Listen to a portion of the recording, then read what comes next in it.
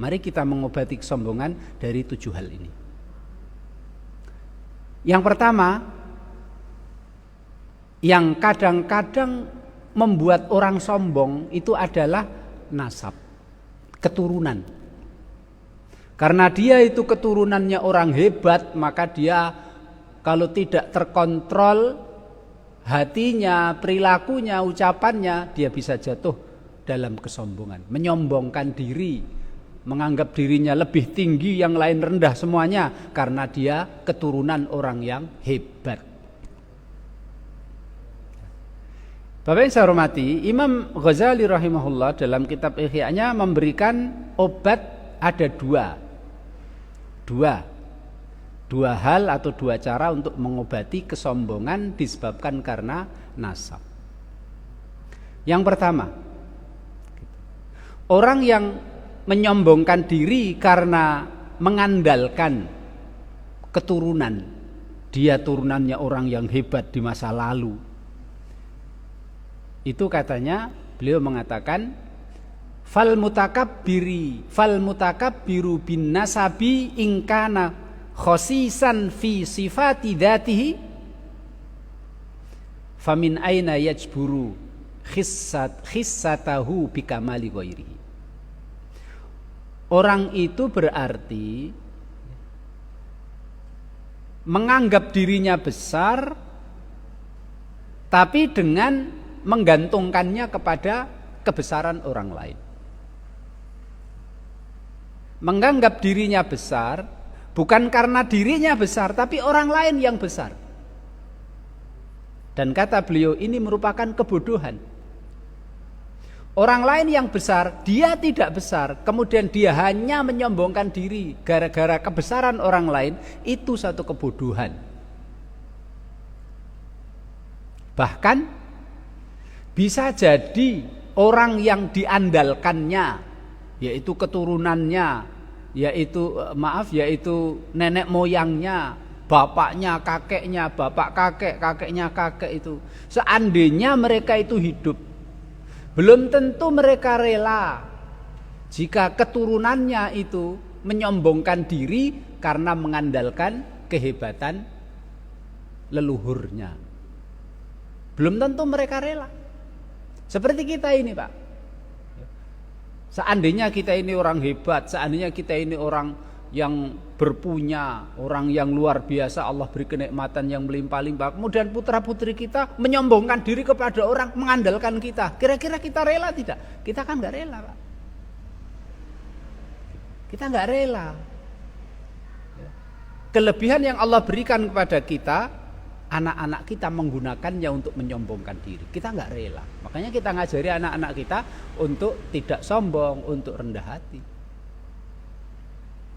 Jadi nenek moyang yang mereka andalkan itu kalau seandainya hidup, mereka tidak rela jika kebesaran namanya digunakan oleh keturunannya untuk menyombongkan diri. Bahkan diilustrasikan, bisa saja mereka akan mengatakan, wa innama anta dudatun khuliqta min bauli. Kenapa kamu menyombongkan diri, mengandalkan kebesaran nama saya? Enggak pantas. Kamu wahai keturunanku itu adalah diciptakan dari air yang hina dariku. Wahai keturunanku, kalian diciptakan dari air yang hina dariku. Kenapa kalian menyombongkan diri, mengandalkan kebesaran nama baikku? Ini obat yang pertama, Pak.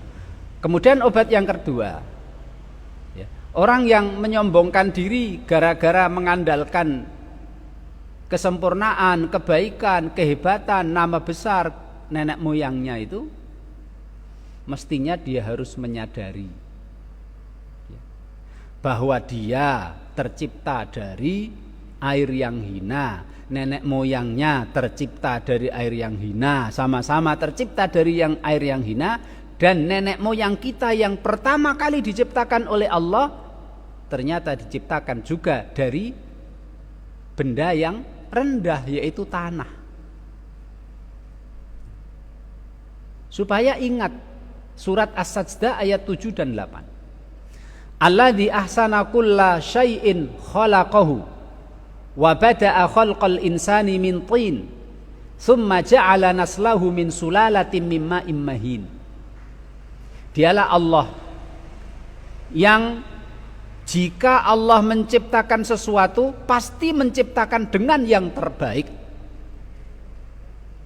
Dan Allah menciptakan manusia pertama kali dari tanah, kemudian Allah menciptakan keturunannya mimma immahin, dari air yang hina. Kenapa menyombongkan diri? Dia juga tercipta dari air yang hina.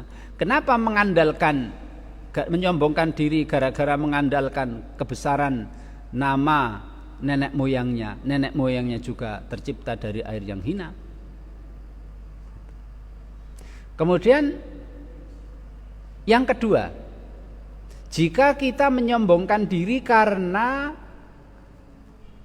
ketampanan kita, karena kecantikan kita.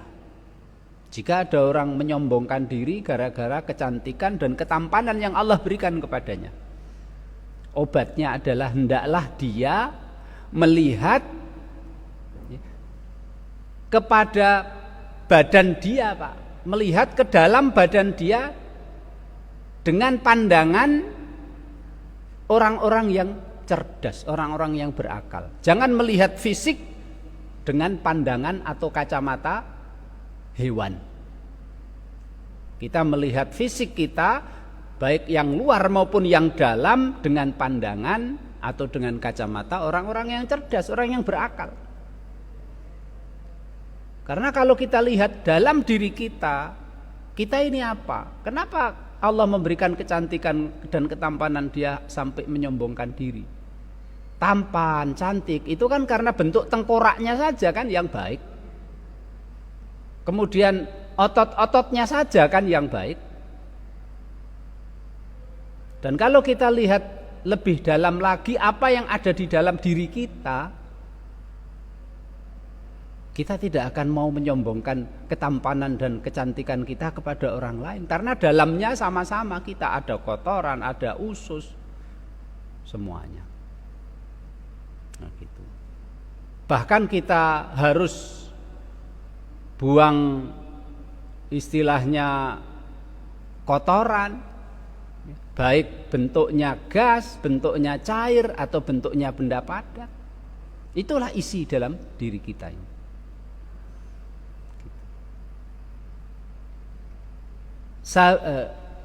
Sahabat Anas radhiyallahu anhu, dia mengatakan, Pak, kana Abu Bakrin Siddiqu radhiyallahu anhu yakhtubuna fayuqaddiru ilaina anfusana wa yaqulu kharaja ahadukum min majral bauli marrataini.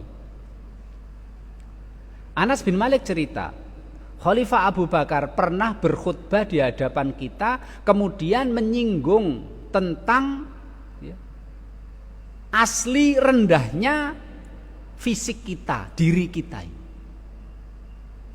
Artinya Abu Bakar As-Siddiq melarang kita untuk menyombongkan diri, karena di dalam diri kita ini ya, banyak hal-hal yang mestinya tidak pantas kita sombongkan. Beliau mengatakan, kharaja ahadukum min majral bauli marrataini. Kenapa kalian sombong? Janganlah kita sombong. Seganteng-gantengnya kita, secantik-cantiknya kita, dia telah keluar dari saluran kencing 2 kali. Ketika dia sperma, dia lewatnya saluran kencing. Ketika dia sudah jadi janin, keluarnya pun melalui saluran air seni. Kenapa kita menyombongkan diri? Imam Tawus, Pak, seorang tabi'in, Imam Tawus, beliau memberi nasihat kepada Umar bin Abdul Aziz. Ketika Umar bin Abdul Aziz belum menjadi khalifah, beliau sebelum menjadi khalifah di kota Damaskus, dia menjabat sebagai gubernur kota Madinah. Kaya, duitnya banyak, pakaiannya bagus, jalannya itu loh, Pak, jalannya itu kayak gimana lah gitu. Kayak sombong, kayak gimana gitu. Jalannya saja. Saat itu beliau belum sadar. Masih jadi gubernur di kota Madinah, belum menjadi khalifah. Beliau tawadhu, sadar, zuhud ketika Allah Subhanahu wa taala berikan dia amanah, yaitu memimpin seluruh umat Islam saat itu. Sebelumnya gaya, pakaiannya bagus, kalau jalannya itu kayak orang sombong begitu. Seorang imam tabi'in melihat seperti itu, gubernurnya melakukan hal seperti itu, dinasehati, Pak. Berani. Amar ma'ruf nahi mungkar kepada gubernur, berani. Langsung dia ngomong kepada Umar bin Abdul Aziz. Ma hadhihi misyatu man fi batnihi khura. Tidak seperti itu jalannya orang yang di dalam perutnya ada kotoran. Kalau jalan sampai sombong seperti itu, ingat di dalam dirimu itu juga banyak kotorannya. Dan ini terjadi ketika beliau menjadi gubernur kota Madinah sebelum diberi amanah oleh Allah Subhanahu wa taala yang menyadarkan beliau Umar bin Abdul Aziz, yaitu menjadi khalifah, Amirul Mukminin pada saat itu.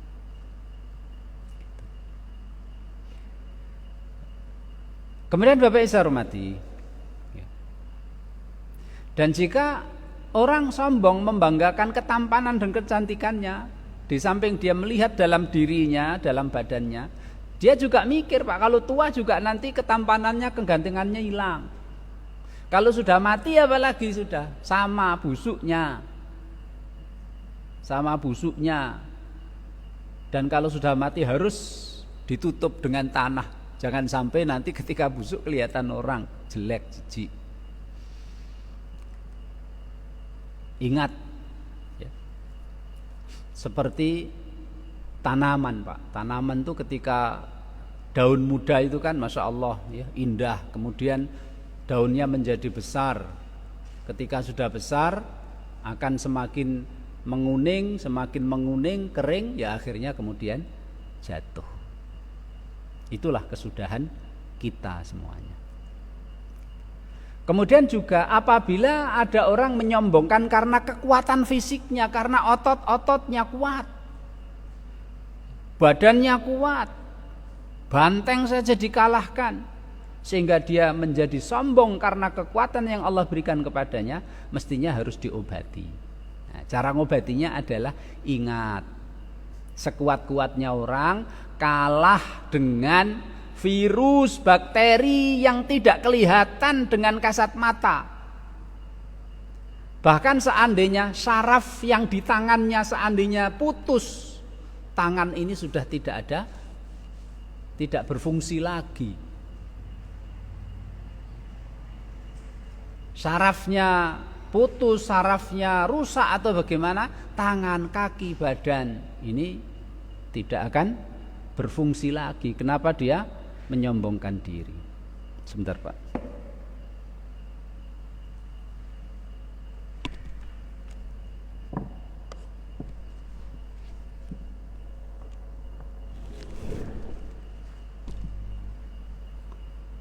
Bahkan sekuat-kuatnya orang, Pak, seandainya dia makan, kemudian ada lalat hinggap di makannya, lalat ngambil sesuatu, terus membawa sesuatu yang kecil sedikit dari makanannya, terus dibawa terbang pergi. Apa bisa kita mengambil kembali apa yang diambil oleh lalat? Kan nggak bisa. Bahkan sekuat-kuatnya orang, lalat dengan enaknya, Pak, dengan kurang ajarnya lalat itu hinggap di badan dia, di hidung dia, di mana.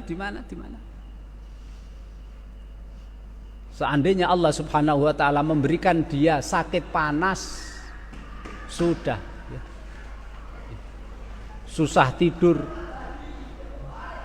mengeluh dan lain sebagainya. Nah, kalau kita sekarang kan begitu, sekuat-kuatnya orang kalau sakit gigi, coba bayangkan, giginya sakit sudah akan merintih. Mestinya orang yang tertipu dengan kekuatan sehingga menyombongkan diri dan merendahkan orang lain, mestinya ingat hal-hal itu. Kemudian selanjutnya, apabila ada orang yang menyombongkan diri karena banyaknya harta, melimpahnya rizki yang Allah berikan kepadanya, dan juga banyaknya anak buah, banyaknya pengikut, atau punya kekuasaan yang besar, akhirnya dia menyombongkan diri. Obatnya adalah harus ingat, orang itu menyombongkan diri dengan kelebihan yang tidak ada pada dirinya, Pak. Orang kalau sombong gara-gara pangkat, kedudukan, gara-gara harta, orang itu menyombongkan diri dengan sesuatu yang bukan bagian dari dirinya. Maksudnya apa?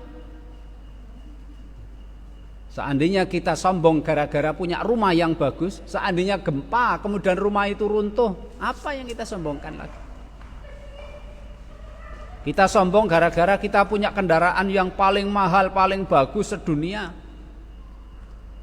Kalau udah dicolong wong atau ketabrak, rusak, remuk, apa yang kita sombongkan?